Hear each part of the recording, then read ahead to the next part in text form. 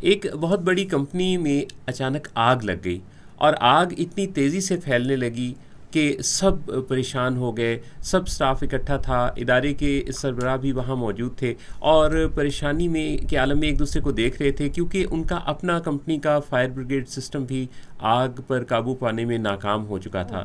سب سے قیمتی سامان اور کاغذات جس کمرے میں رکھے تھے، اب آہستہ آہستہ آگ اس طرف کو بڑھ رہی تھی.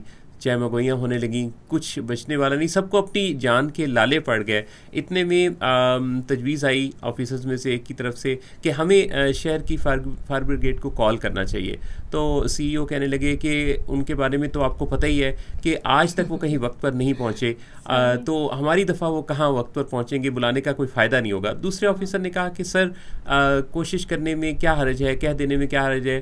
تو اتنے میں جناب سی ای او صاحب نے اپروو کیا اور فائر بریگیڈ سسٹم کو کال کیا گیا.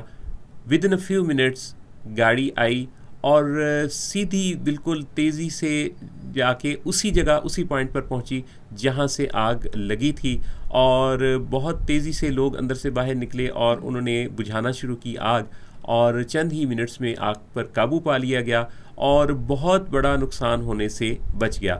یہ حیران کن منظر دیکھ کر سب اسٹاف ممبرز اور ٹیم حیران تھے، اور وہ سوچ رہے تھے کہ یہ معجزہ کیسے ہو گیا، جبکہ ابھی دیکھتے ہی دیکھتے سب کچھ راکھ ہونے والا تھا. تو سب بہت خوشی کی عالم میں ایک دوسرے کو مبارکباد بھی دے رہے تھے، اور کمپنی کا سب سے قیمتی سامان بچ چکا تھا. چند ہی دنوں کے بعد کمپنی نے اس فائر بریگیڈ سسٹم کے اعزاز میں ایک بہت بڑی تقریب منعقد کی، اور اس تقریب میں جناب تمام لوگوں نے اپنے اپنے آ کے اسپیچز دی اور بہت خوشی کا اظہار کیا.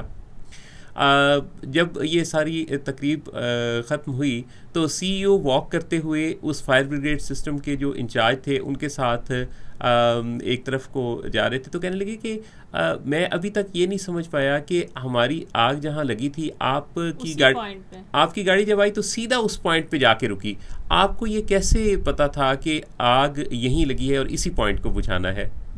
تو فائر بریگیڈ سسٹم کے جو انچارج تھے وہ کہنے لگے کہ سچی بات آپ کو بتاؤں کہ ہوا یہ کہ جب ہماری گاڑی وہاں آ کے رکی اور اس جگہ جس پوائنٹ پر ہم نے رکنا تھا تو ہم نے روکنے کی کوشش کی، تو اچانک گاڑی کی بریکس فیل ہو گئیں اور ہم سب پریشان ہو گئے.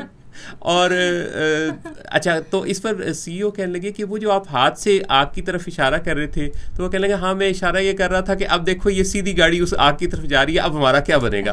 تو کہتے کہ اس گھبراہٹ اور بے چینی کے ساتھ جب وہ گاڑی وہاں پہنچی اور جا کے ٹکرائی اس سے اس پوائنٹ سے، تو کہتے ہم نے تیزی سے اپنی جانوں کو بچانے کے لیے دراصل کوشش کی، اور اس کے نتیجہ میں جو ہے وہ آپ کی جو ساری آگ ہے اس کا نقصان اس سے بچا، اور آپ کی کمپنی کا بھی پھر نقصان جو ہے وہ نہیں ہوا.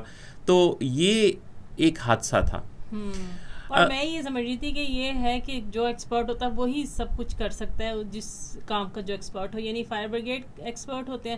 یہ نہیں پتا تھا کہ وہاں پہ وہ اپنی جان بچانے کے چکروں میں اچھا کام کر گئے. خواتین و حضرات، بہت دفعہ ہمیں کوئی حادثہ جگاتا ہے، ہمیں کوئی حادثہ بیدار کرتا ہے.